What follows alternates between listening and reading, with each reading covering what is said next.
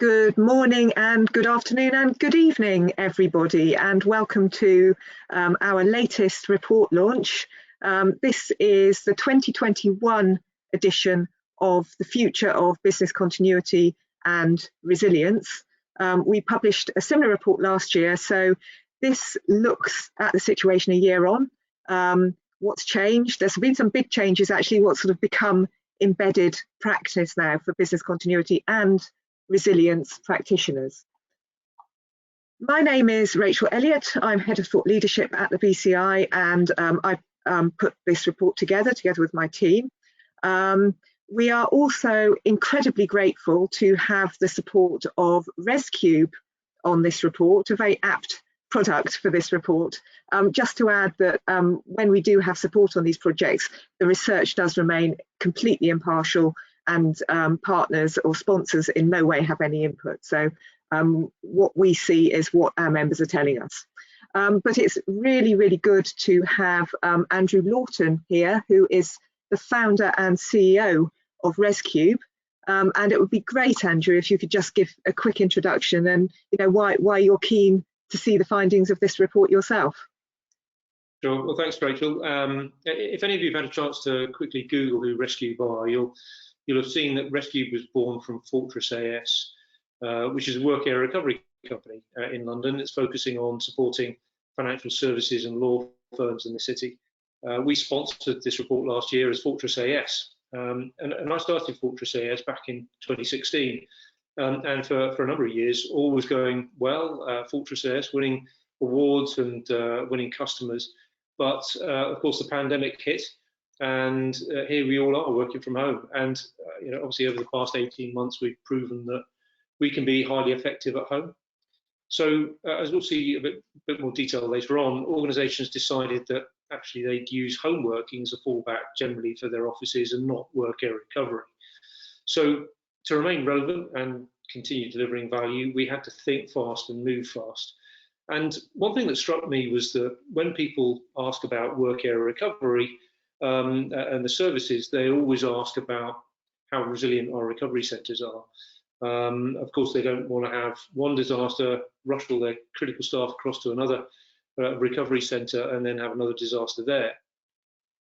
And resilience in the building is actually pretty straightforward. You have dual feed power, dual feed comms, UPS and generator, etc. But what struck me was that all of the critical work that was supposed to be happening in the recovery centre is now happening at home. And building resilience into homes is a more complex and messy business. There are a lot more of them, obviously, and generally there's no technical resources on site. So you can send a UPS and a 4G failover router, a load of cables to key staff homes, but most staff, not being technical, you end up basically causing yourself a bit of a support nightmare.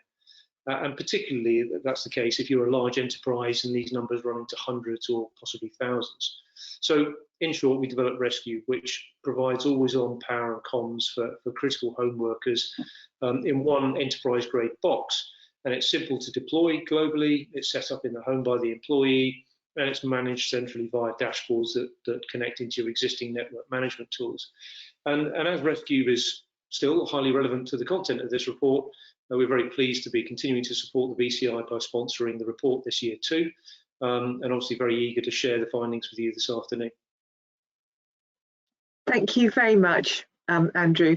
And the sharp-eyed among you will have seen we've also got two other people on today's webinar. This means I'm not going to have to do all the talking, so you don't have to listen to me talk at you for however long it will be. As part of the research, we always ask, I always speak to a large number of people in order to get background behind those figures. And I feel very lucky today that I've managed to convince a couple of those who've given me some really valuable insight over the past month on the industry. So Helen Lipscomb and Chris Marshall, they're both going to be inputting into the presentation as we're going along. So Chris, do you just want to say, a couple of sentences about yourself? Yes. Thanks, Rachel. Hello, everyone. Yeah, I'm Chris Marshall. I'm head of what's called integrated risk management at a company called ICON. ICON is a life sciences company. So I come into this with a long background, unfortunately, about 30 odd years experience in business continuity, crisis management and resilience, starting off in the National Health Service in the UK and then morphing into the corporate world and finally ending up in life sciences, which is where I am now. Thank you. Thank you, Chris. And Helen. Hi, so I'm Helen Lipscomb, and so I'm a global business continuity lead for Starbucks Coffee Company, and I think that's fairly self-explanatory who they are.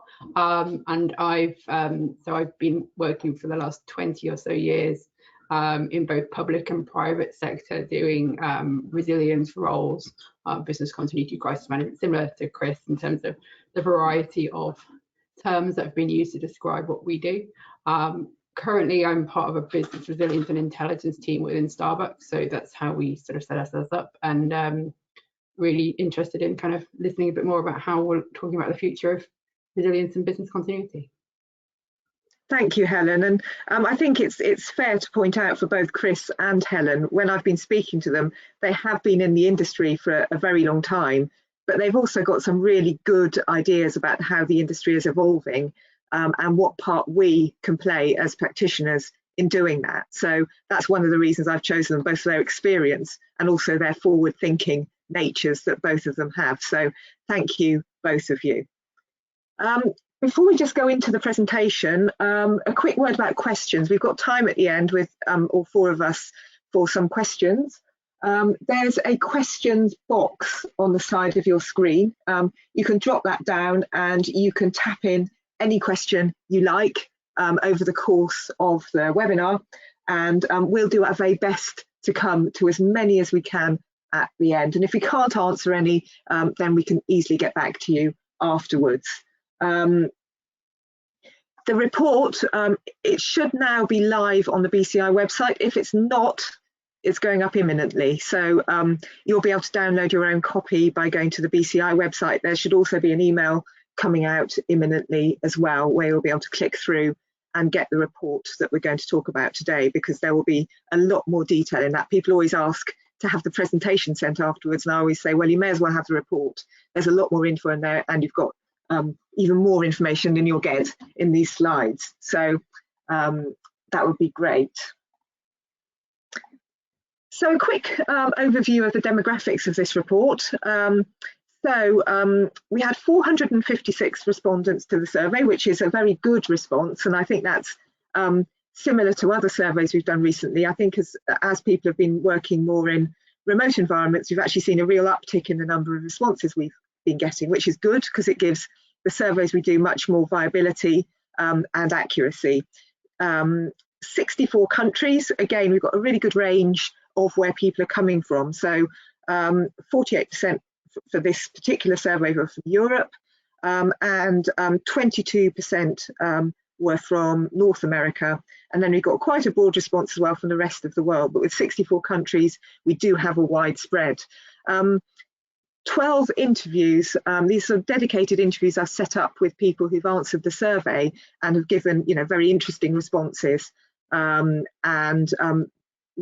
last around an hour, and a lot of those are the results of those not just help the background knowledge for the report, but there's also some really, really good lengthy quotes in the report which actually serve as mini case studies. So you'll be able to use those learnings that people have done within their own organisations into your own. Also from 18 different sectors as well. I think that's pretty much every single sector was involved in this report. I think another really interesting point to note, I mean, demographics is not generally the most interesting point in a report, but this has actually got one. So we always ask what area people work in within their organisation. We always get a lot answering from business continuity and other resilience related professions. So I think 51% were from business continuity this time. Had other high proportions from risk management, crisis management, health and safety, 5% from board level, which is encouraging. But we had 10% in the other category this time. And when you get that many responses answering other, you interrogate a bit more deeply.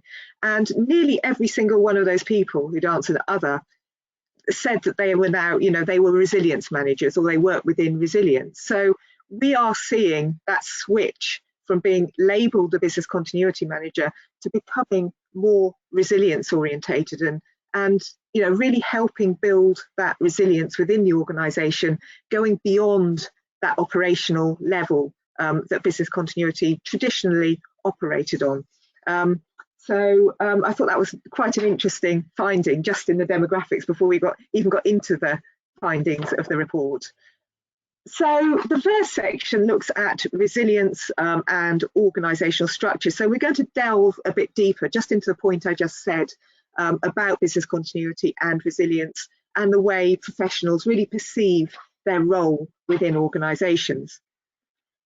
Now we asked quite a bland question as one of the first questions in this survey, basically asking people to rate on a scale of 0 to 100 how they saw their role as a business continuity person before the pandemic and after the pandemic. So the role of the business continuity manager. So before the pandemic, it was, tipping on the operational side, as you might expect. So 44.9%. Post-pandemic, the average response goes to 58.8%. Not a huge change, but one to tip the balance. So what we've noticed is, there's been a substantial increase over the course of nearly 2 years now, who'd believe it, that business continuity and resilience has become a major contributor to the strategic direction of the business. Now, the reasons for that, which have been highlighted in interviews and both from our own research, business continuity and resilience has really earned a spotlight during the crisis. I think Winston Churchill quoted it, you need a good crisis. You've got to make the most of a good crisis. And what we've seen is our members and other business continuity professionals have really done that, and they've got themselves a spotlight, much more recognition, and actually almost the keys to the boardroom door. I think they've exhibited as well a really wide breadth of knowledge of the business. I mean, who knows the business better than a business continuity person? You should know all the business areas inside out. Maybe not quite in that amount of detail, but they certainly know everyone within the business. What we found is business continuity tipping on resilience now, depending on which way the organisation has aligned it. Business professionals are actually being brought in to help and guide whether a new strategic direction, which has happened a lot during COVID, will work from a business continuity perspective. We've had people comment as well that they felt much closer to senior management following the pandemic. And an interviewee spoke about how talking more about the resilience rather than purely business continuity has formed an aid to becoming better recognised in the organisation. It's not just lip service. I sort of doubted myself about some of these comments we were getting last year, but it really has come on to a greater extent this year, and it's very, very encouraging to see.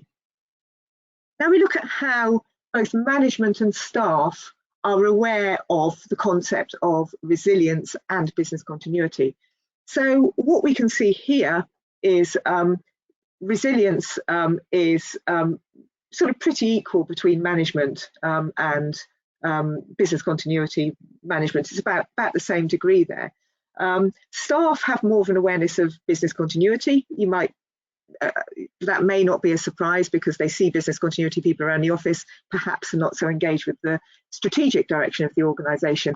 But I think what is key here is staff are much less aware of the concept of business continuity and resilience than management. And that to me shows that there is a need to keep on with this training and exercising, really showcasing quite radically how business continuity really inputs into the resilience, and also staff being educated in how they can really input into that resilient organisation themselves. Every single person within the organisation plays a part in its resilience. Most staff aren't aware of that, but they do. And we're going to outline a bit later how you can embed that a bit better in your organisation, but there is somewhat of a gulf here. It's gone up since last year, though, in all categories here, so that's an encouraging takeaway for this particular slide. We also asked now, I mean, Andrew alluded to this at the beginning in his introduction about flexible working. And I think probably most people here, I think everyone here will have seen just how much workplaces have evolved over the past year, particularly office-based roles. Some organisations obviously haven't, manufacturing organisations, for example, they really do need that workplace to continue their normal day-to-day activities. But what you can see from this slide is the majority of staff would rather work remotely all the time or part of the time. Now, this ties in with other third-party surveys as well. There was recently a survey of the UK workforce that showed 70% of UK workers believed they would never return to the office at the same rate as they were prior. Now, although this could be seen as a win for some organisations as it could potentially save costs, there are obviously big implications for BC and resilience. There's also the IT resilience challenge as well. A lot of professionals were really complimentary of how IT really handled the initial process of getting everyone to work remotely. You know, they got laptops ready, everyone was out of the office on day one. But now there's other issues arriving. Is the infrastructure there to support it? Are the applications available? What are the health and safety implications? Also, power and communications. Now, I mentioned him just now, but I'd actually like to ask Andrew if he's got some comments to share about this as well. Yeah, hopefully you can see me and hear me. Yeah, we can.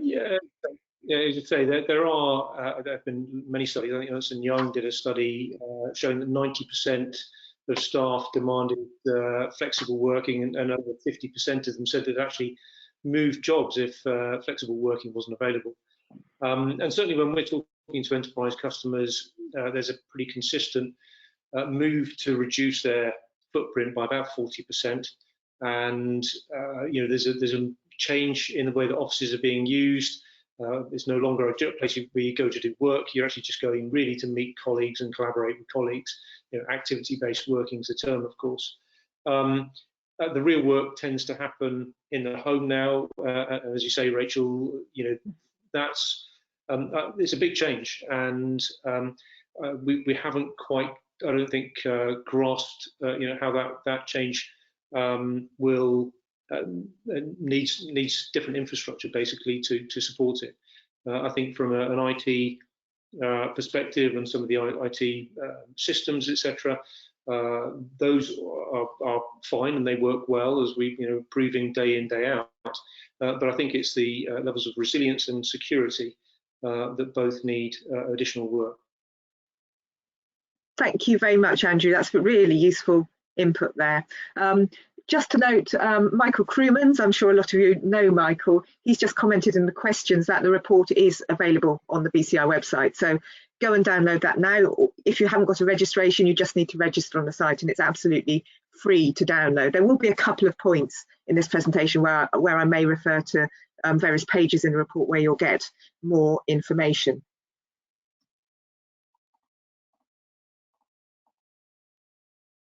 So the next question we asked was, are the same standards of resilience, and that's sort of power, communications as an example, being applied to home workers as they are in the office? Now, the headline here, I think, to take away is more than half of staff do not benefit from the same levels of resilience at home as they do in the office. You can see there, I've highlighted those first two in red. These are people who, yes, they do. So 18.5% say, yes, this has always been the case. And 28% there say, yes, they ensured this happened during the pandemic. People are planning to do it, but at this current moment in time, people who are working in a remote environment are still very exposed, in my view. 11.1% actually answered, as you can see on the right-hand side there, they had no plans at all to apply the same standards of resilience to home workers as they do in the office. That's a real risk, not only to the business and processes failing, but also could give rise to litigation cases, for example, particularly as regards to health and safety. And also when I spoke to interviewees as well, the natural thing to talk about when we talk about resilience in the home office is communications, internet. Is the internet going down? That's what people think. Yes, we've got internet backup. I can hotspot to my phone if that goes down. People don't really talk so much about power in this case either. And again, I think, sorry to ask him back again, Andrew, I think it might be a good time if you could just add a bit here about that particular side, the power outage side, communication side. Yeah, and I'd be very interested to know whether those that answered yes to the home worker resilience we're talking about generally resilient systems, or whether it's resilient communications, as you say, or resilient power.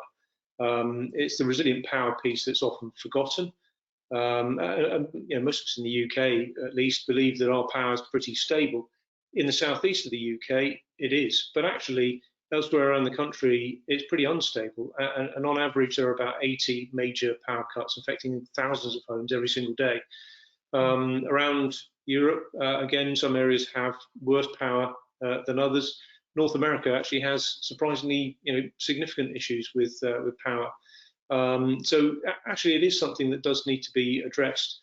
You were saying the other day about you had a 20-second blip in your power, which actually threw you off a webinar. Which, if you're hosting, that can be an issue. Yes, no, it can be. That did happen to me. I was presenting a webinar and it went bang and I disappeared. Luckily, we've made arrangements this time. Everyone's got the presentation, so if suddenly I disappear, then somebody else can talk in my place. So this is about sort of home worker resilience and power and communications, but the other issue as well is health and safety. So, the crucial statistic on this slide, when we asked, are home workers required to meet the same health and safety standards and guidance as they are in the office? Less than 1 in 5 say yes, exactly the same as in the office. Over a quarter have absolutely no plans at all to implement it. Now, I think, that again leaves organisations open to failure in the worst case, but certainly litigation claims, accidents. And I think although organisations may have got away with it in 2021 to 2021, authorities have now issued updated guidelines which should be adhered to in most situations. It's not law, there are only guidelines. So the UK Health and Safety Executive, for example, they've updated guidance. ACAS, the employment union in this country as well, they actually said we are turning a blind eye during COVID. They didn't expect organisations to make those same steps as they were sort of grappling to get control of their businesses. But processes will now be formalised.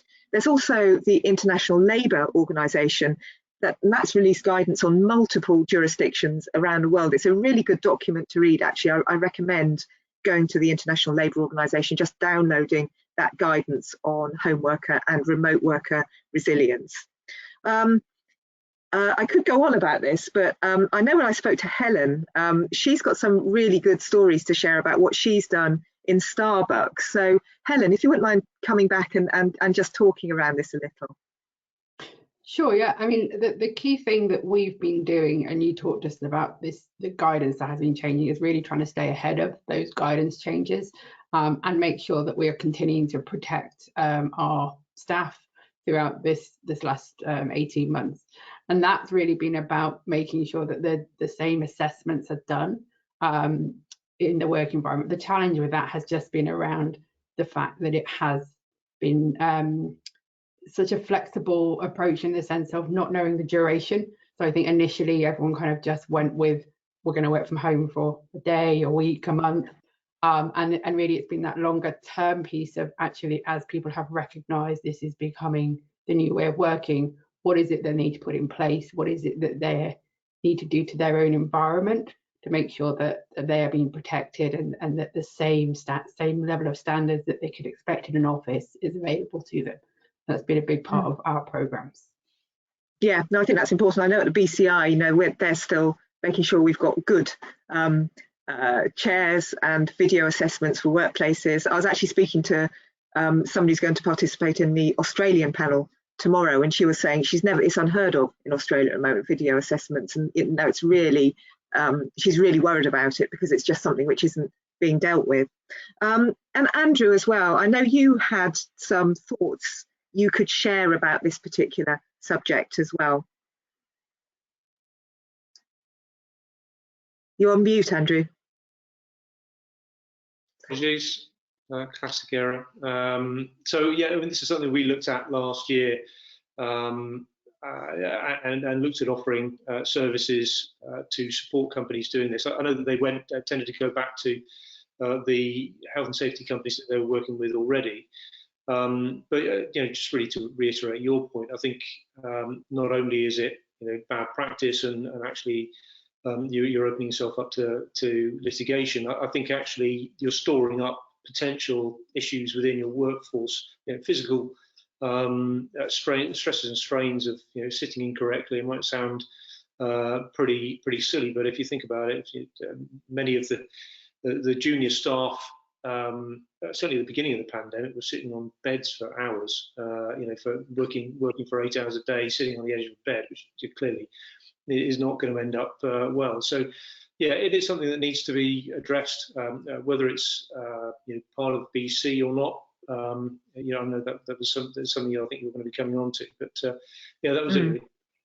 No, thank you, Andrew. Yes, I think all this does relate to mental health and well-being, and our recent research has actually shown that business continuity and resilience professionals actually view that as absolutely paramount now, and to get staff health and well-being right up to the top of the agenda is very, very important, because staff are the lifeblood of the business. Ultimately, you can repair system failures, but you can't repair staff quite so easily, and they again are key to the future and ongoing resilience of the organisation.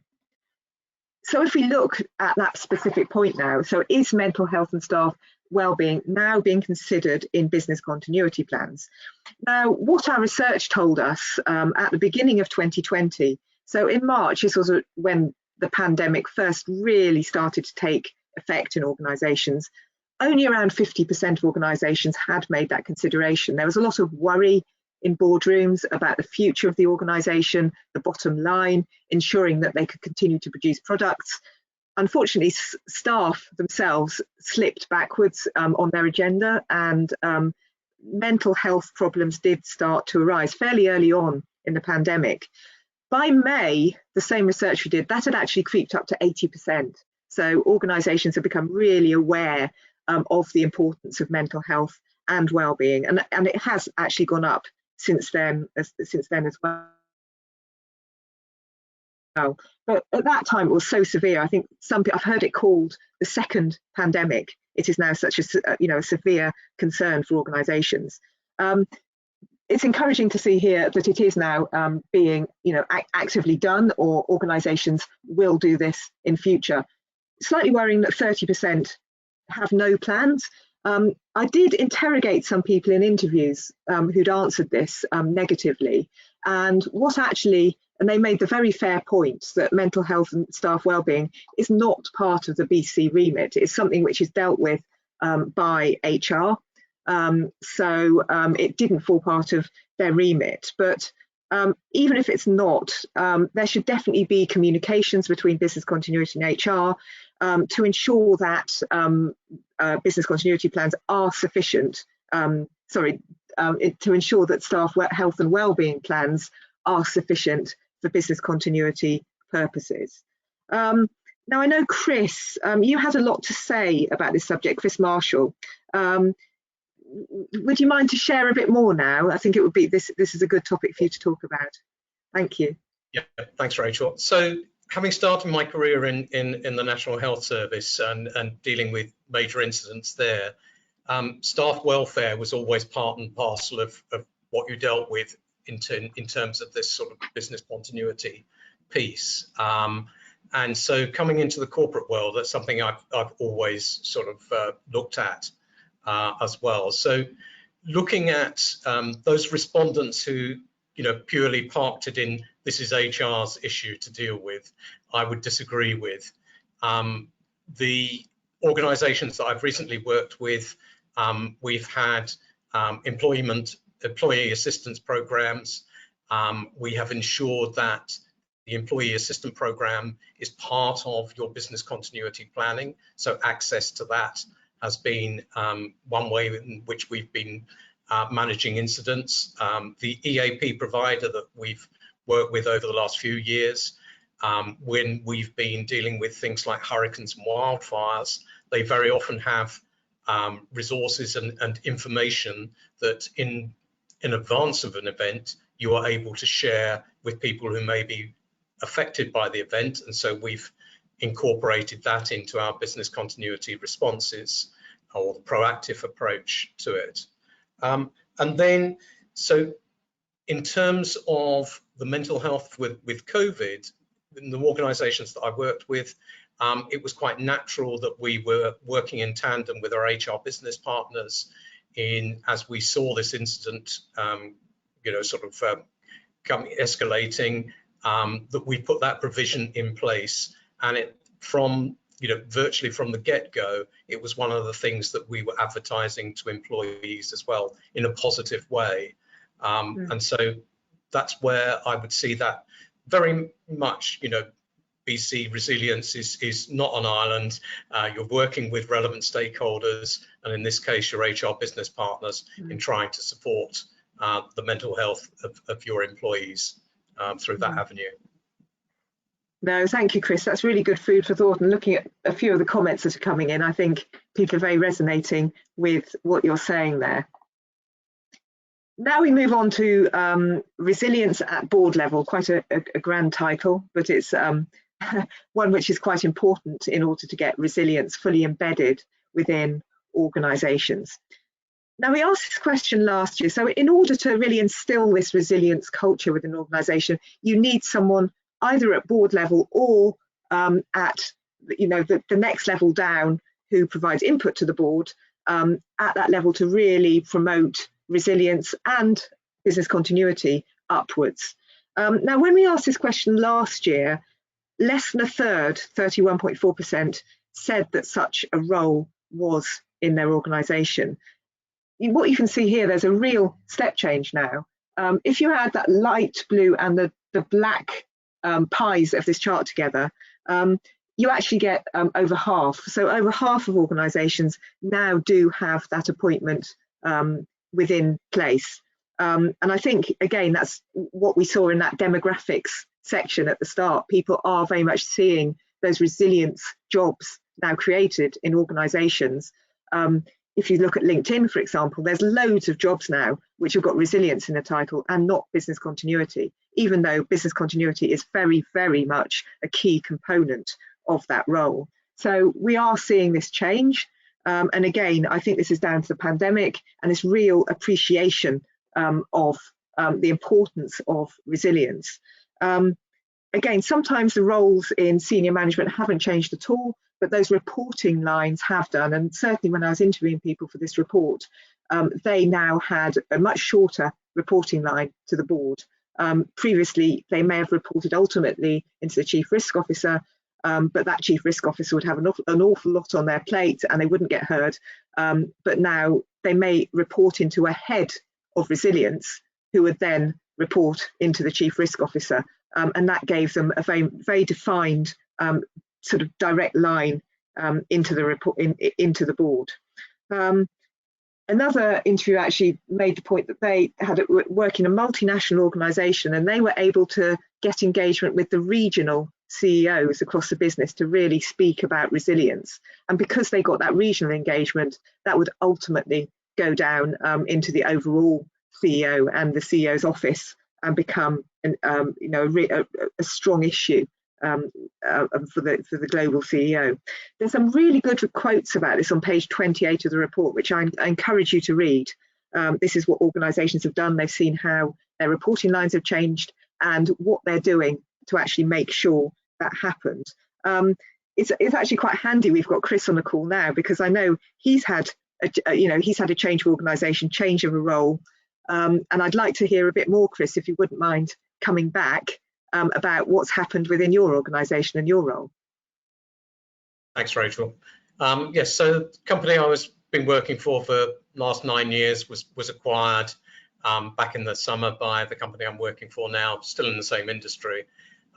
We had previously, about 5 years ago, identified that the approach across this whole matter should be one of organizational resilience. And so we've been sort of preaching the resiliency gospel for a number of years within the company that I was working for at that time. And we're getting a certain amount of traction. Come January of last year, the people I've been working with for the last 18 months have been sick of me using that word resiliency. So having been acquired by a new company, what the new company has asked us to build out is an enterprise risk and resiliency function, which will incorporate enterprise risk. It will incorporate the sort of crisis management aspects and various other resiliency aspects like security across the organization, as well as sort of forward scanning, for horizon scanning for potential risks as well. And this is aligning with a lot of what's gone on in enterprise risk management over the last 18 months as well, whereas enterprise risks are being much more identified as part, resiliency is being identified as a major enterprise risk. And many of the models that you'll see now being built out for enterprise risk will incorporate what's normally referred to as business continuity. I think they're still getting their heads around what business continuity is and crisis management and resiliency is as well, but incorporating that in very much into the core model of an enterprise risk model to support an organization. Thank you, Chris. And I think, yeah, you're very right there with how you started that. Resilience, it's a term which is being way overused, I think, within media, within organizations, and it would be good to nail down that exact definition of resilience. I think the last slide of this presentation talks about one possible way of doing that. So the next question we asked, what methods will you consider going forward to raise awareness of BC at board level, or I should say senior executive level? Some companies don't have boards. And I think this really shows that practitioners have been very innovative in how they've got their voices heard. A particular problem we've heard over the past 2 years is senior management have not got involved at all in the BIA process. This goes against our own good practice guidelines, of course. So when an incident like COVID does hit the organisation and a critical and business continuity want to stop a process, the management say, we never agreed to that. And business continuity might say, yes, you did. And then there'll be all kinds of conflict building within that organisation purely because they haven't been involved. So it's encouraging to see that half will ensure the BC are involved in the BC life cycle. Again, a lot of organisations are already doing this, so that figure is probably quite low because a lot of organisations are now actively making sure that happens. And I think the other two here, which are near 50%, ensuring regular training and exercising takes place. We've heard examples throughout these past 2 years how senior level executives are now coming to business continuity and begging training to be carried out for staff, which is almost the opposite of what's happened before. It's very, very difficult to get agreement for staff to take staff out during the day, getting time off to be able to take part in that. So that's good. And again, we talked about this just now, ensuring that direct reporting line is created directly to the board and senior executive team. I think all these issues as well, I use the word post-incident review. We're coming on to that in a bit more detail later, but a lot of organisations are also carrying out interim reviews with senior management involved, and that's a golden opportunity for these type of things to be mentioned in order to get them instilled within organisations. I'd also like to point out that one, enrol BC champions across the business, 37.2%. That's something we're seeing organisations do now. And some multinational organisations actually have thousands of people who are BC champions who are in place to really promote the importance of business continuity and resilience throughout the organisation. It's not in their job title, maybe in a completely unrelated field, but they do get the concept and they will promote initiatives around the business. Other examples as well are using, the long-running BCI events like Business Continuity Awareness Week in May, and Education Month, which was in September, just finished. And a lot of organisations using that to really engage their staff, educate them, and sell the benefits of business continuity and resilience. And this promotion has paid off. This is a fairly positive slide. So we asked, has the appreciation of resilience risen in your organisation as a result of the pandemic? 33, so a third, yes, very much so. 45.8%, somewhat. So that's 4 out of 5 say it has. And there's loads of quotes about this, really good quotes, on page 32 of the report. Now, it would be foolish, however, to ignore that minority, that no, not really, the no, not at all. That's actually 1 in 20 organisations. And when I spoke to some people who had responded in this way, they were often in higher education, healthcare, or public administration, with very, very large matrix structures. And it was very, very difficult for them because of the way the organisation was set up to get, the same kind of buy-in in order to for business continuity and resilience, to get that recognition and the importance of it.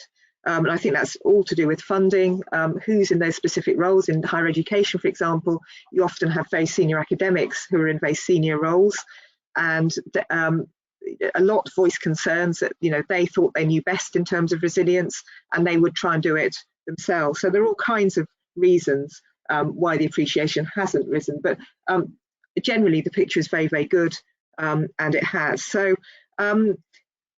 again, I think this points again to the characteristics of business continuity and resilience professionals.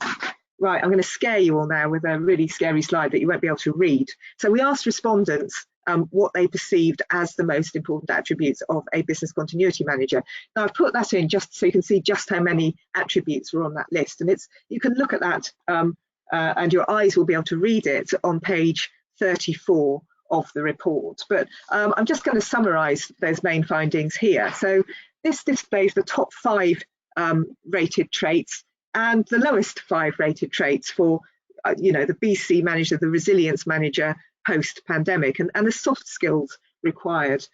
Now, what we've seen during this report is that there's been some blame handed out at senior management for really not being involved with business continuity, not being involved with resilience, but some of it does come down to the professionals who are in those roles to really promote upwards the importance, and this really does highlight this.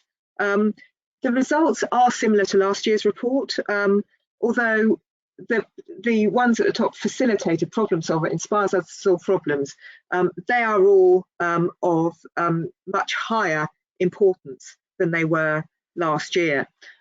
Planners actually slipped to 4th place, negligible. You can see there's hardly any difference there between 1 and 4. Planning's changed this year. What we've seen up to COVID was a lot of organisations were doing plans for every single scenario, very long plans. If there's an alien attack, what should we do? That's changed a bit this year. We're going much more into planning for the effect rather than the cause. That actually means less time has to be spent on planning for these very unique scenarios, and more detailed plans and more appropriate plans can actually be written and applied to the particular incident which is happening. And I think another one which is just slightly off the top 5 is a salesperson. So we've had professionals telling us that they've really got to be a salesperson. You can't have a seat at the table if you don't fight for it. That's a really good quote that's in the report. And there's a lot of other quotes here on page 35 to 36 that really highlight how professionals have seen their roles change, what they've done in their organisations to really promote resilience and business continuity. Some still do struggle, and that's particularly in cultures where business continuity has been a tick box exercise. Some organisations are sort of taking a step back, and they're just looking now at trying to get those free-flowing information pathways before they sort of tackle these larger issues that some professionals are able to do. These lowest rating traits are those which demand sort of controlling type behaviours, don't necessarily work. Obviously, you need some kind of command and control in certain scenarios, but this is really being replaced now by much more collaborative working.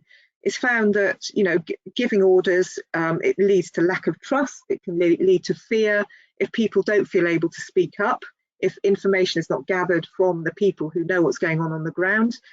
Look up the L'Aquila earthquake example in 2009, where a town became militarized when the government came in and ignored those people on the ground who became, you know, sort of scared recluses and went off to live in what was essentially an army camp because they were so scared. So these type of traits are going very down. And high level of academic qualification there, that's also in the lowest rated traits.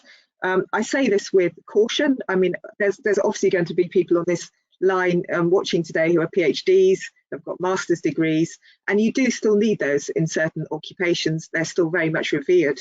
But what we've seen this year is very much more importance being placed on, you know, years of experience, professional experience, and professional qualifications as well. But because of this, we're seeing a really positive increase in business continuity and resilience managers getting additional funding and new team members. So you can see here, 37.3% are hopeful, or they do believe they will get more support from a financial resource perspective, 6.1% financial only, 4.3% resource, and a big chunk there, 37.6%, say possibly. So only a few have totally written that off. It's very easy to say, and I think there's a quote in this report. I think one of the reasons for this, BC now matters more to more people, either because they have seen it work or because they have seen it not work. So I think that was a really good quote. And it isn't just hearsay. We had interviews speaking of real tangible examples of this extra expenditure, particularly in things like IT infrastructure, new applications, homeworking applications as well, home worker resilience, emergency notification systems as well. That was a real area where organisations were seeing investment targeted. Specialised funding as well, and also funding for new staff. Now, I think a really good exercise here for the BCI to do, and I really hope we can, is actually speak to finance managers, speak to CFOs about their own views about budgets and where those budgets should be going. Now, a quick section on collaboration. Now, we talk about this an awful lot in reports, and I think it's ever so prevalent now. I mean, it's one which is of crucial importance now, particularly. There's only a single slide in this section. This question just says, oh, how do you believe organisational collaboration will change for the positive post-pandemic? You can see there, the top answer is there will be greater collaboration between business continuity and other areas such as IT, HR, and facilities. Interestingly, all these responses, we had similar positive responses last year, but they're all slightly up. I think the reason they're all slightly down this year is because people have actually started to do them already. So we're starting on a sort of higher base than we were last year. But we're going to see those siloing practices reduced. And, you know, there's qualitative research we did for this report as well, showed levels of collaboration are now much more widespread, not just within organisations, but within competitor organisations, and also within your local peers as well. Working groups have been established. They were only being talked about last year, but now we're seeing those continuing, and they're sort of working together for the good of either their industry, their sector, or other local offices to really ensure that BC and resilience is heard of. Again, I suggest you also read the crisis management report on this, because that talks a lot about the walls between crisis management and business continuity in much more detail than this report has, and methods of really reducing those walls. Planning and process, probably not the most inspiring title for a section. But what we've seen this year is, this is actually now one of the most exciting sections of the report. Business continuity is becoming a really exciting industry, and it's attracting a lot of younger people into it now because of what we do, and they're seeing these new waves of practitioners. So the first question is, how do BC professionals believe the BC planning process should change? And I've just picked the top 5 responses here. And I think, again, COVID has provided us with that initial catalyst, but it's now made us think a lot more widely beyond COVID about how things should change. I've already talked about impact-based plans rather than hazard-specific plans. We even had some interviewees saying certain scenarios are actually beyond the remit of business continuity. I doubt that somewhat. I really feel that there's a place for business continuity in every single scenario that happens. But maybe I think that was more in sort of the emergency services type areas. Now, the first one here is more collaboration. I think there's 3 themes coming out of this. So more collaboration in the planning processes with department leaders and the board. So that's a one on the left and the one on the right here. So having the board more involved leads essentially to less conflicts arising if, for example, as I said earlier, a critical process has to be stopped and the board perceive that they never agreed to that in the first place. It also has the benefit of making them just take more of an interest in business continuity and resilience as well. And having those department leads involved in the whole planning process, it leads to greater transparency of information, those really enhanced information flows, and that building of trust, which is crucial. It can also, have the side effect of giving business continuity and resilience that real wider voice for the promotion of resilience to management. Making plans more accessible as well. Again, that's not just purely about making them available on a website, it's really promoting the existence of plans and also, again, making them accessible for other purposes such as resilience building. We've already seen some people do that this year. They've produced plans, the sort of staff-friendly plans that are sort of free of jargon, quite short, and just really sells concepts to the wider body. Also making sure plans can be altered and are agile in an elongated incident such as COVID-19. So ensuring that planning cycle is reviewed should business priorities change. And during an elongated crisis, plans should be regularly reviewed and altered to that crisis change. Again, this sort of also comes into the sort of post-incident review, which I'm going to discuss on the next page. Loads of quotes. I think we've got more quotes on this than anything else in the report on page 48 onwards. So really good ideas there about what people are doing in terms of their own planning processes and procedures, which I'm sure you'll get a lot of learnings from. So this section looks at the post-incident review. Bit of a concern here with that one on the left, we at 48.9%, we have a procedure led by the exec with input from across the organisation. You'd like to think that would be higher. The exec really do need to input and lead on post-incident reviews in order for them to be effective. It shows, they don't necessarily even want to make learnings, which is a bit of a mistake. The other concern on the right of the slide is 29.5%. They've sort of devolved review responsibilities. Different parts of the organisations perform their own processes. So this leads again to trust issues. It can lead to duplication of work, differing levels of information to management, and can ultimately be a cost sink if that work isn't sort of looked after by a centralised department. So it would be good to see that particular figure going down a bit, or at least having some kind of centralised control involved. It can, as I say, if that's not fully dealt with, you can lead to cost control issues as well. But I think the key one in the middle, and I think this is a really interesting finding from this report, 40.7%, we've conducted interim reviews where we made changes to plans. So a lot of organisations are no longer waiting for that post-incident review to happen. They're having regular interim reviews throughout the crisis. And what we've seen is typically the exec actually being involved every 3 months or so. At the beginning of the crisis, it was often every 2 weeks, but every 3 months or so, and really trying to learn from what's happened at this stage in the crisis and inputting those findings into actions in terms of planning and process as we're going along. Again, that might not necessarily apply to a short incident, but certainly for a crisis which is, happening over a long period of time, that's a really, really good way to go about it. And I think those organisations which are waiting to have this post-incident review, it may never happen. COVID's going to be with us possibly for, I hate to say it, decades in one way or another. We could have other pandemics happen. So, I think these interim learnings that organisations are doing are very, very important. So ensuring resilience in a new working world, I say keep those questions coming in. We're getting towards the end of the presentation now, so we're getting to the bit where I shut up and we get to talk about exciting stuff.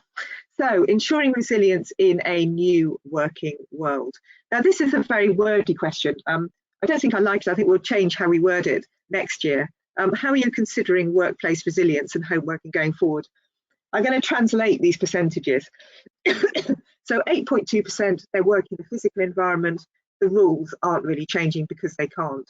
9.2% had a temporary move to home working, but they will likely go back to the office because they perceive they can manage their own risks better. 36.2% remote working is now an important part of the BC response. 20.9% remote working will be part of the BC response, but improvements need to be made. And that's really talking about that home worker resilience, which Andrew's talked a lot about already. 7.1% will use work from home exclusively as a BC response. They don't have the operational risk. 7.8% senior management are very reluctant still to use remote working as a possibility. And I think if you Google that, you'll see a number of chief executives saying that. You do often wonder if there's, some kind of backstory to that. They don't want to lose their real estate, or they've got expensive real estate they need to justify. So this shows that home working will either be used as a sort of permanent hybrid solution, but the majority of organisations will be using it as a full or partial solution to loss of workplace. This is all still panning out, and there really isn't a no-size-fits-all approach. Now, I just mentioned him just now, he's probably the expert on this, so I'm just going to ask Andrew to come back and just talk a bit more about hybrid working, if you wouldn't mind, Andrew. Well, yes, we're seeing the same, in talking to our customers as well. Actually, we're seeing a bit of a flip where the workplace or the office is being used as the fallback for remote working, where those remote workers are unable to work for whatever reason. I think it's worth noting that when we're talking about building resilience into the home, it's really for probably about 5 to 10% of the workforce. So actually probably a similar percentage of the workforce as needed work area recovery right at the beginning, now need some form of resilience in the home. Most employees are probably not time critical enough to warrant that, but they could use the central office as their fallback, or vice versa. So now, of course, there are many more offices. There is that greater flexibility to use that multi-location to as a way of ensuring resilience. No, that's good, Andrew. And I think talk about work area recovery, that's actually the next section. And I can see Nick Sims has actually asked early on in those questions, what are the implications for working from home for work area recovery? And we are just about to get onto that, and I'm sure you can add a bit more into this slide at the end, Andrew, as well. So we asked, what are your views about the future of work area recovery? We noticed a bit of a change this year. Last year there was quite a negative view about work area recovery, and people were quite negative towards their recovery providers. They'd often tried to use them for split team working. It wasn't in the contract, so they couldn't use their work area recovery provider because it didn't have that in the contract, and they thought they should. I've had discussions with Andrew off the record about this, but if every single organisation wanted to do that, there wouldn't be enough room in these work area recovery providers. Others, I think, were sure they would move permanently to a work from home environment, so there'd be no need to have work area recovery anymore, because that would work perfectly. Obviously, I think that's not necessarily happening now. A lot of organisations are going back into the office, and I think people have become very aware of home worker resilience and the issues that can arise, particularly within financial services. So we're seeing a lot of financial services organisations renewing their plans and planning to use them actually as they were before. If you look at this graph, 35.6%, they've not used the work area recovery provider before and have no plans to going forward. Now, if you look at those bottom two options, 5% and 4.3%, they either won't be renewing their contract, or they'll be exploring different methods to ensure backup to working methods. If we take those 2 points as a sample of all those who did have work recovery providers, that's actually 14.4%. Still a fairly small number on what we saw last year. And again, just counting those ones who did have a workplace recovery provider, 25.2% of those who had a provider will still be planning to use it as previously. I was quite surprised at that, no change at all. They're still going to plan to use it. Another quarter, 24.5% of that sample, they'll be scaling back their contract, but still plan to use it. 16.8% want to use it, but will only do so if split team working can be enabled. Again, I think that's quite different points to the report last year, and there's been a slight sea change in what we've been seeing over the past year, and people are realizing that they still do need those recovery places, they still need recovery for home workers. So Andrew, I can see you're still there, so if you wouldn't mind just speaking a bit about this particular point now. Yeah, I mean, it is an interesting slide for us, work area recovery provider. It's not actually quite what we're seeing. We're definitely seeing a shift away from shared work area recovery, at least.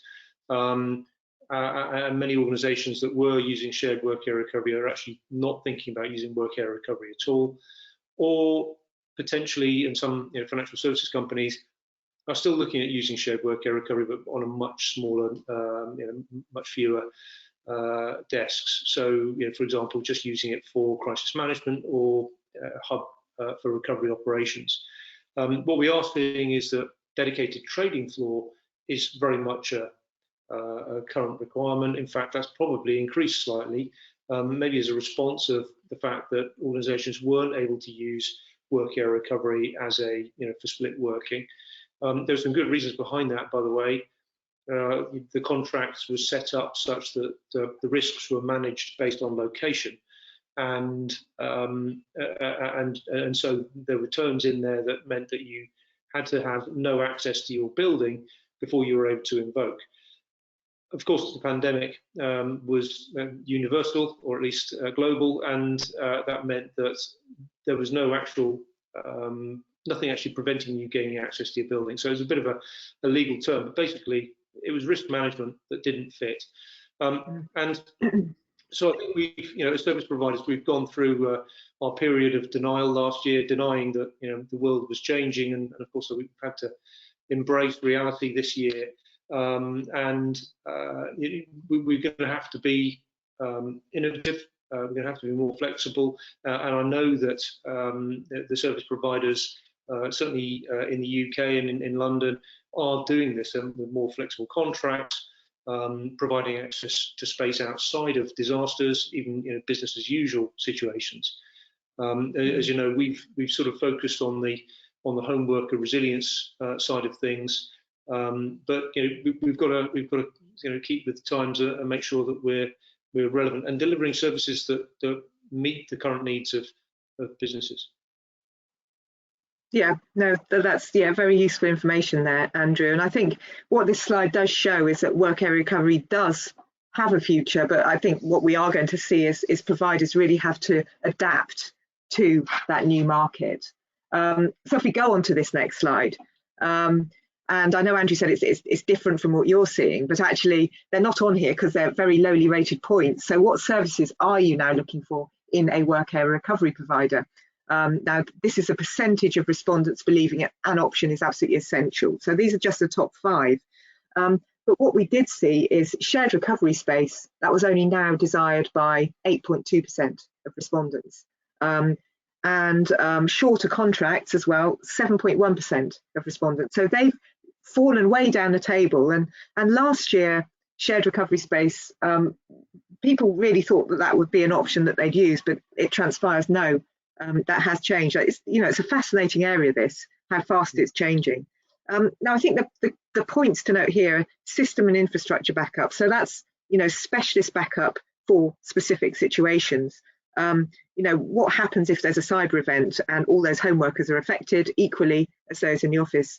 There needs to be backup in some way for those workers to be able to continue as normal. I think this has really raised, in priority this year, because we've seen so many cyber attacks, denial of service attacks, those type of things happening during COVID. IT departments have pushed it up the agenda. It's something which always is of concern to very senior management. It's also good that things beyond COVID are actually being thought about as well. Resilience for home workers, really high number there. So that's nearly a third actually want resilience for home workers as part of their work area recovery solution. So I think this shows that work area recovery, I think traditionally we've always seen it as, a replacement office for your office, but now it's becoming a real sort of working area recovery for work rather than a workplace. So I think that's that's interesting as well. And when I spoke to interviewees about this, they thought they had it covered. A lot of them said that in situ home working, if staff, for example, had no access to power, for example, or network, they would just come back in the office to be able to use that. What happens if the office is closed? They couldn't just come back in. And you could hear sort of the penny drop when I interviewed some of them. They hadn't actually thought that through in a lot of detail. Others will also require additional products and services specifically for home workers to be able to carry out those activities within the home environment. More flexibility in plans as well. I think that was another one which caused anger last year, but that was more of a desirable attribute now. A lot of people were really enraged that they couldn't, their workplace area recovery providers weren't more flexible. I think there's now a bit of sort of almost pity for them, and they just do want providers to change how they're doing.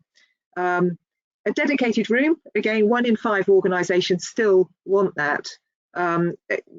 So I think, yeah, that was an interesting one. Andrew, do you have anything more you'd like to add about this before we move on? I'm conscious of the time.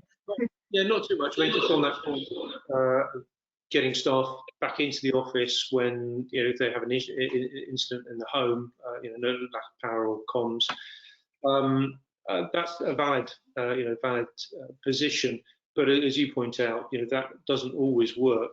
I think the other thing to bear in mind is that work area recovery sites are normally sort of around 30 minutes to at least under an hour away from the office, basically because you don't want your staff travelling too long to get back up and running, and you don't want your critical work disrupted for much longer than that.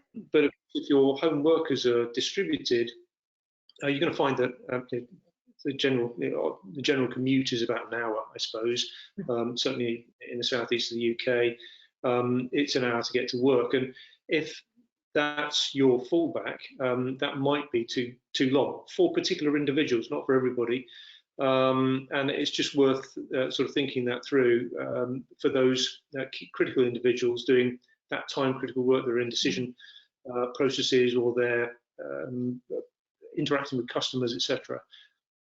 If they're out of action for over an hour, is that a major issue for you? And if so, will they be able to get into the office fast enough? And often they won't. Yeah, no, thank you, Andrew. Now, if we just go to events outside, so COVID's not the only incident.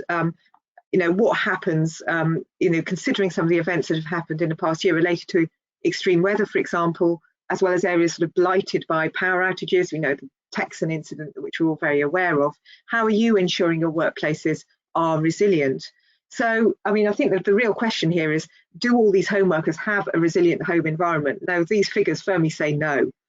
So 2/3 report that their offices have power backup, but nearly half, again, that second point in, report that they've got no plans, that these measures, they've got plans for staff in the office to continue to function, but the same measures are not in place for home workers.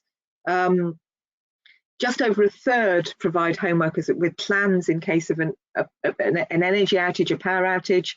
I'm not quite sure that figure is quite right. I know, Andrew, you talked earlier about how I think people think a lot about communications outage, internet outage, but actual power is often not thought about. You can see there 1/3 as well. They also pledge to ensure that critical workers have power and communications resilience to cope with outages. I'm going to take this to the questions at the end because I can see a lot of people have asked about this. So, will this include power outages? Some interviewees talked about having power generators available for staff who performed critical activities in the home environment. How many in reality have done so? I'm going to answer this for Chris. I think Chris Marshall, who's one of our panelists, he has actually got power backup. I remember talking to him and he said that he did. So he's one of few that does, and I think he's ensured that his new accommodation does as well. So how long have we got to invoke lasting change? So we asked the same question last year, and I think people were worried that we were sort of coming off the boil and things would, things really wouldn't happen if we didn't implement them immediately.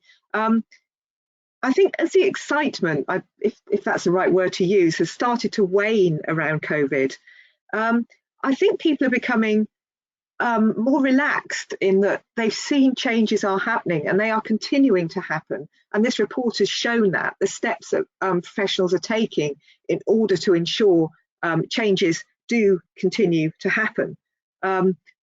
That's really, really good. 1 in 20, well, probably 1 in 19, it's already too late. Maybe it is that feeling in some organisations. Again, I point to that negative activity I've seen within healthcare, education and government as well. Helen, would you like to just come on and speak? Because I knew you had some quick words to share about this.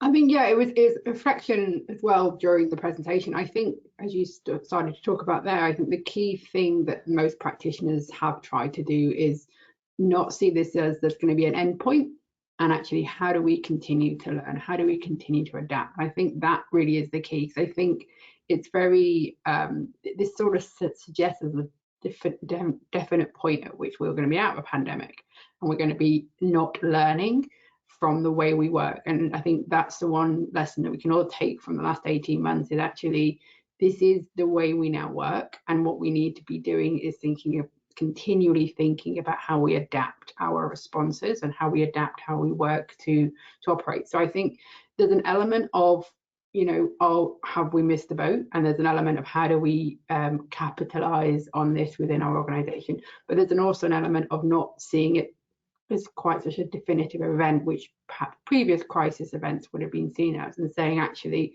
we've, a majority of your respondents talked about that midpoint review and, continuing reviewing our practices. And I think that should be the key thing taking it forward, because if we do that, then we're not missing the boat. We're not actually being behind the curve, and we are actually continuing to evoke that lasting change. Yeah. No, thank you very much for that, Helen. Good words there as usual. So we're just coming up to the end now. So I ummed and ahed about putting this in. We asked the same question last year, and I was quite scared to sort of talk about the resilience good practice guidelines. And if people thought we, as the BCI, we should stick to business continuity. But there's a real, a lot of people do now want this, and it should be a guide targeted towards the executive. And now's a good time to do it, because we can see that the executive are much more open to talking about resilience. They do get it. You can see that only 5% actually thought the BCI should concentrate on BC only. A lot of comments in the general comments we received on the survey as well, but a lot of people were really, really behind this. It's one, I think I'm also reluctant to do. I think it's one that's going to be very difficult to put together. What is resilience? You know, we've got the ISO standards. How do we define resilience, and what do the exec need to know? It would be difficult to do a sort of operational level resilience good practice guidelines. You know, I was speaking to somebody this morning about this, and they said that, you know, what you really need is a sort of a 30-page maximum guide that executive can read easily, and make, you know, change words that really resonate with them, and they'll be able to sort of instill into the sort of lifeblood of the organisation. But I'm always open to thoughts about doing this. We are actively thinking about doing this now. So feel free to drop me an email. My email address is on the slide at the end, where we're going to go into the panel discussion. So quick summary, not going to talk about these much. You know, the role of the BC manager is now multifaceted. It's not just an operational remit, it's, you know, branching out much more into that strategic realm. Remote working is becoming the norm. You know, it's very good for some people. You know, how are we going to deal with that in terms of younger staff, for example? It's not for this presentation to talk about that, but certainly in terms of resilience in the home environment, what are we going to do and how are we going to deal with that? Chief Resilience Officer, you know, it's those reporting lines, it's having a voice on the board. That's really, really improved in the past year. So those findings of the report last year, where people were almost tearful they didn't have this support within the organisation, that is now happening. Planning processes are becoming more inclusive, adaptable and reactive. So we're seeing a lot more parts of the organisation involved, senior management, department leaders, and also this post-incident review as well. These are, you know, Helen just mentioned it just then as well, having these interim reviews and making sure we make those learnings as we're going along. So that brings me to the end of my presentation. We've still got around 15 minutes left for questions. Hopefully the panelists have been looking at these questions as we've been going along. So if you could all switch your cameras on now, and we can just have a quick discussion about some of the questions that have come in. Hopefully you've had time to think of some answers to them. Has anyone picked up any that they've noticed? I mean, Andreas, he asked the question very early on, from our perspective, do you consider business continuity as a component of resilience, regardless of whether resilience is considered a goal and or a culture within an organisation? That's an interesting one, and one that I think we could probably go both sides of the fort on that. I mean, I think it is very much part of resilience. You know, if you do take the literal view of resilience, it's all those different departments in an organisation contributing to the overall resilience. Probably Chris and Helen, have you got any thoughts you could add to that as sort of practitioners on the ground? Yeah, I mean, from my perspective, it's part of it, and as I was alluding earlier, in the model that I sort of built out from about 5 years ago, that was you know, very much that integrated approach, and then sort of bringing that forward, and you know, working in you know, the field of enterprise risk management as well. I feel that that's, you know, validated you know, in supporting the aims of an organisation as well. And I think that was sort of what the point I was thinking as well, and Chris, you very much hit on the nail on the head, is part of that risk process. So risk and resilience are very much connected, is how I see it. And I think business continuity is a solution within that, same as some of the other solution sets that sit within those different departments.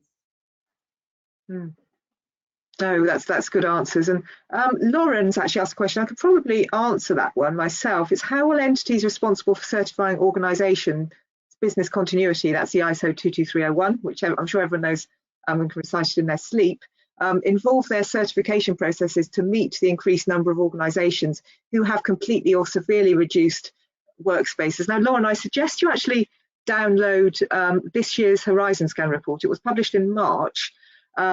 We had a lot there about it. We had the British Standards Institute, the BCI, they inputted into that report, and they talked about how a lot of certifying organisations are now doing remote certifications. I think there was a real problem about this during the pandemic when certifications needed to be renewed, and you know, they were quite lenient in their requirements. You know, they'd extend that 6 or 12 months, so organisations were be able to do it. but there is a sort of a move to do sort of remote assessments as well. How the actual standard will change, we've obviously not long had an update, but it'll be interesting to see how that standard will change going forward as well regarding that. There's a few questions here about power outages. Julie's asked one. Unfortunately, she's left, but I've seen it elsewhere. How can an individual ensure power resilience at home? Surely we're at the behest of the domestic power companies. Well, we are, but there are things like generators, power banks, for example.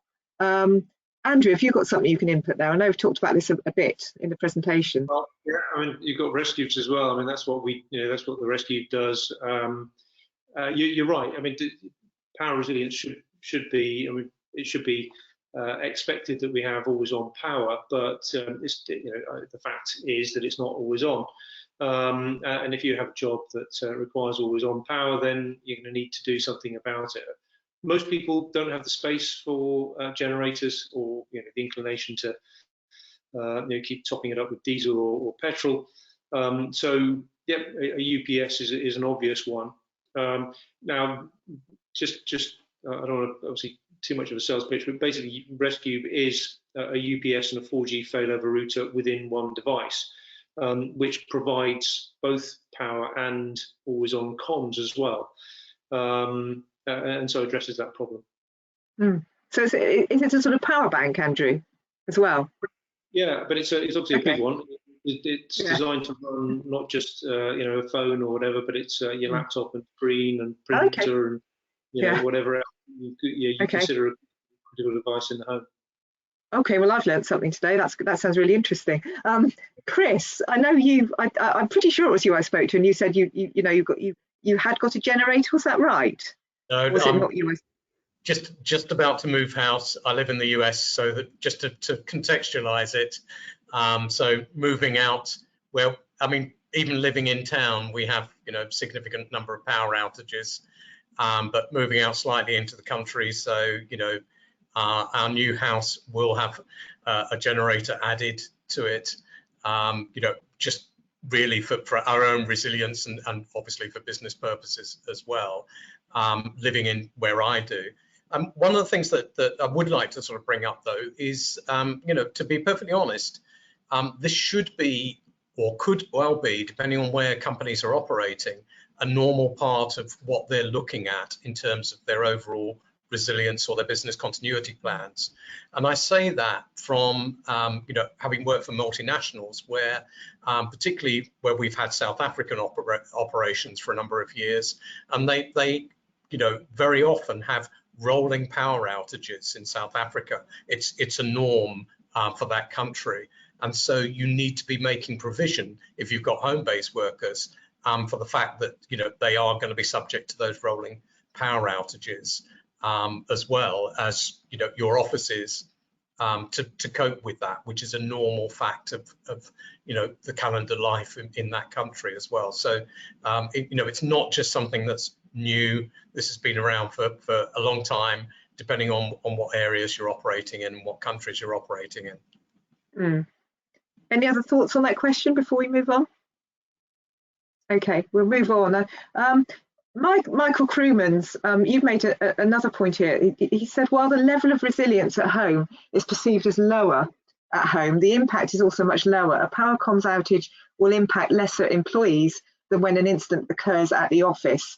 Yes, that's very true, but I think, often one person is responsible for an awful lot in a home environment. So if something goes down, if they're in an office, there'll be procedures in place in order to get that person back up and running very quickly. If you don't have that home worker resilience in place, you don't necessarily have that backup available. So I think that's a lot of what we've been talking about. I think that is what people think. If people,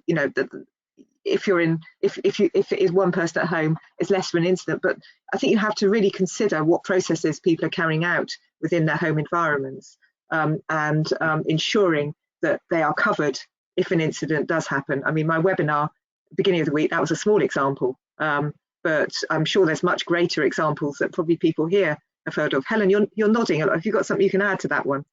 Yeah, it's just kind of to come in on that. I think that's that's a really good point, because I think one of the areas that we spent a lot of time on was looking at some of the functions that would need to be operated normally from offices, such as payroll, and how do you make that resilient when you have a number of different people that are involved in that process. And it was about that understanding, some of the conversations we had this year with them was about what internet providers do they use? Are they using the same ones? Where do they all live? So it was some very simple things, but it was just thinking about a process that is so important to maintain and continue. And how do we just look at the continuity of that in a slightly different way, less about do we need everyone in an office, but more about that individual responsibility and individual risk factors. Has anybody else got any thoughts that they'd like to share about that point? Rachel, I'd just like to say, I mean, from our experience, and this is something that we've mapped out now recently, you need to be well aware of the geographic locations of where your employees actually are. For significant parts of your operation, although you've dispersed them away from an office, they may well be in the same state or the same area covered by a power company, etc., as well, which could have a significant impact. And so by sort of geolocating where your employees are, and there are systems around now where you can map these and have that knowledge and be aware of anything that's impacting those areas. Then from a resiliency piece, again, not perhaps in advance in some circumstances for a power outage, but you will be made aware that you have a significant number of people assets affected by something like that as well. So, for one of the companies I work for in terms of our presence in the US, we're aware of our concentration in a number of states. So if something something like that occurred in Texas recently in the US, where most of the state was badly affected by adverse weather that brought the power down, etc., you have a significant number of people at home who are affected by that because of the high concentration of people assets there. No, thank you for that, Chris. I'm just going to make another. Julie Goddard, who has left, she's made a comment, and this was going on to mental health and saying, I think we had that big response that said it wasn't part of business continuity's realm. She's made a comment. She said, I always tend to include the mental health impact, especially during an incident which can adversely affect those who already have issues. It's important, though, that plans don't mention individuals by name or indicate who it might be, as this information is confidential. Might seem obvious, but I think that's a very good point to make. Now, Michael, again, he's come back with another question. Is there a feeling that the pandemic showed that BCM possibly didn't deliver all that was expected of it? If so, are there changes that need to be made or are expected of business continuity? Or will the gaps be filled in by organisational resilience? My own view of that, Michael, is yes, right at the beginning of the outset of the pandemic, I think organisations who perhaps didn't have that engagement with senior management, it didn't deliver all that was necessarily expected of it.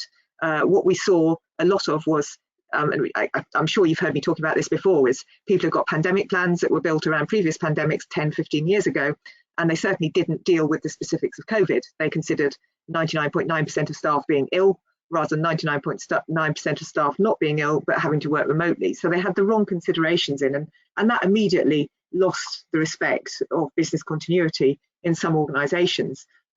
What we saw, and I think it was a reaction, later on, many made steps to rectify this and got engaged early on and rewrote plans in different ways. We've talked again about planning for the impact rather than the cause. Again, I think at the beginning, yes, there was a feeling of that, but I now think, and we're seeing this in the engagement we're getting from the board, there is now a much greater appreciation for BCM and how it can work, and also BC professionals as well. And yes, BC is evolving, just as those work area recovery providers are having to evolve. But I think it's all part of a process. And there are now new expectations of business continuity managers, which we've seen in those soft skills traits. And I think we're going to see those now become the new traits of the new world of business continuity. You said, will the gaps be filled in by organisational resilience?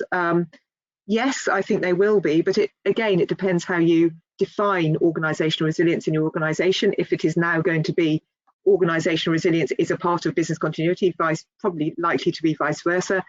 Chris gave a very good example of what he's done in his organisation in order to do that. Has anybody else got any thoughts about that? No.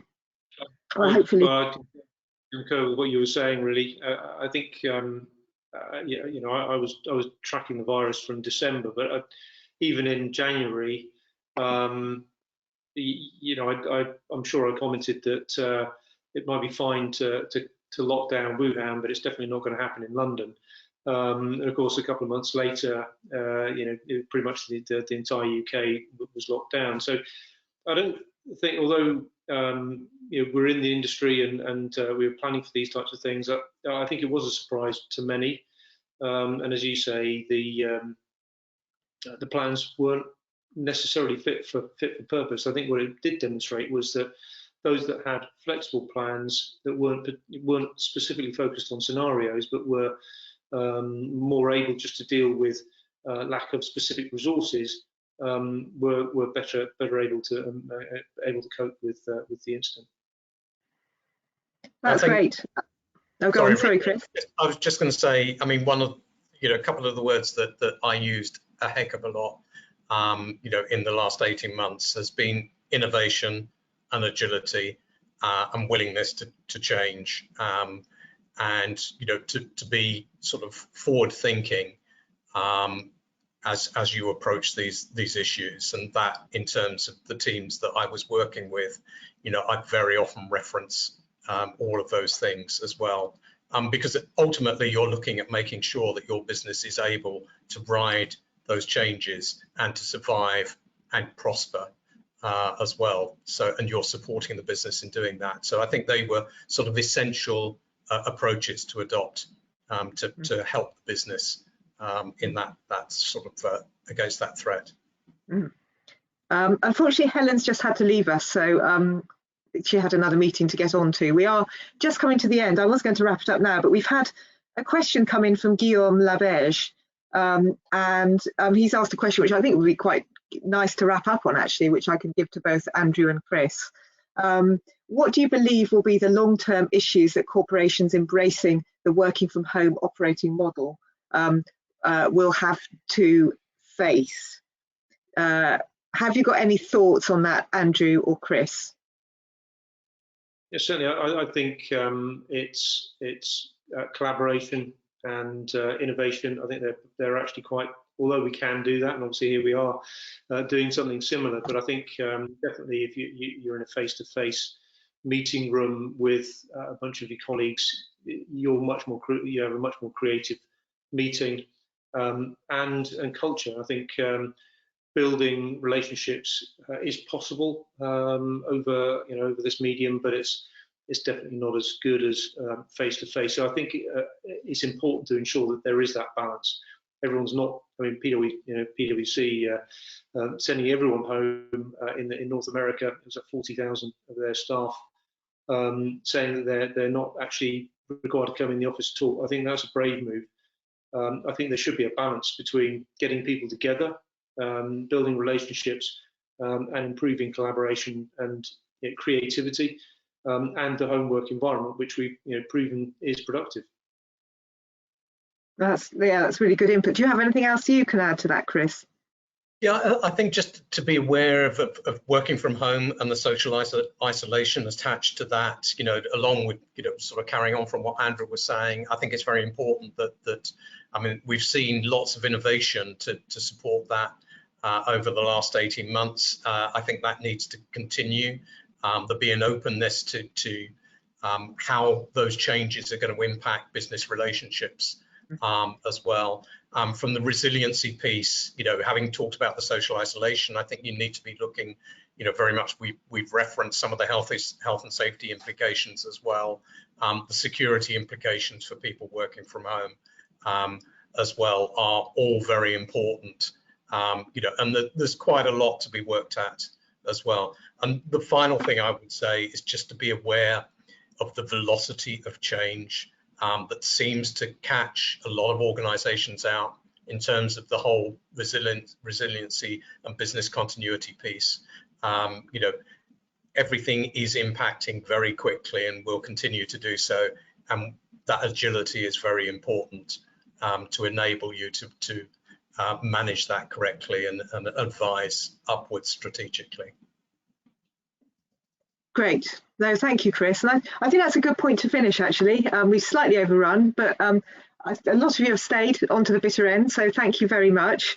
That just leaves me to thank Helen, who's unfortunately had to go to another meeting, and Chris joined us from ICON as well, and also Andrew, and thank you as well very much to ResCube, who've really helped with this report, and for their continued support. It's very much appreciated, and you've given a lot of very welcome insight into this presentation as well. So thank you very much to the panel, and also thank you very much to everyone who's joined today. If you do have any more questions, feel free to email. If you didn't get the email addresses from the last slide, the easiest one to remember is research@thebci.org, and I will pass on any notes or comments or questions to the relevant person. But thank you very much for joining us today. Enjoy the rest of your day, and here's to 2022 and resilient organisations. Thank you very much, everybody. Thanks. Bye.